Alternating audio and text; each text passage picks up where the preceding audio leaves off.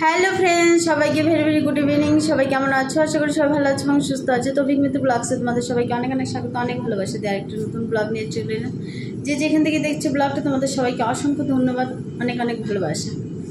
তো আজকে সকালে ব্লগটা স্টার্ট করা হয়নি, লাঞ্চে এসেও করতে পারিনি।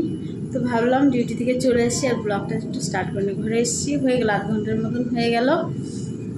তো এসে ঘরটা গুছিয়ে নিলাম, একটু ঘরটা ঝাড়ু দিয়ে নিলাম, জামা কাপড়গুলো গুছিয়ে নিলাম। আর দিকে চাটা বসিয়ে দিয়েছি, বাসনগুলো মাজা হয়নি, বাসনগুলো এখন মেজে নেব আর রান্না বসিয়ে দিলাম, বুঝলে। বাসনগুলো মেজে নেব এখন। এখানে চায়ের জলটা বসিয়ে দিয়েছি, চা করে নেব। এখানে ডাল বসিয়ে দিয়েছি, বুঝলে। তো চলো আগে চাটা খেয়ে নিয়ে ডালটা হতে থাক, কারণ হিটারে তো অনেকটা টাইম লাগে, প্লাস ঘরটা প্রচণ্ড গরম হয়ে যায়। আর ওয়েদার খারাপ হলে কারেন্ট চলে গেলে তখন আবার না খেয়ে থাকতে হবে।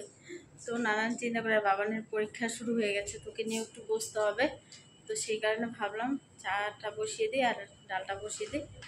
চলো চাটা করে নিই। ডালটা হয়ে গেছে, নামিয়ে নিয়েছি। আলু আর ডাটা দিয়ে মাছের ঝোল হবে। মশলাটা হয়ে গেছে।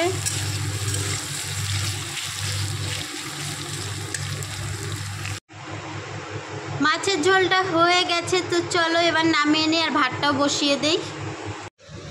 তো চলো ফ্রেন্ডস, এবার ঘুমিয়ে পড়ি, মশলাগুলো টানিয়ে নেই।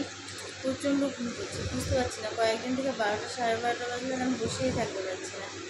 তো চলো টাটা বাই বাই। সবাই ভিডিওগুলো দেখে লাইক কমেন্ট শেয়ার করো, কেউ চ্যানেলটাকে সাবস্ক্রাইব করতে ভুলো না। সবাই পাশে থেকে একটু সাপোর্ট করো। Good night, tata bye.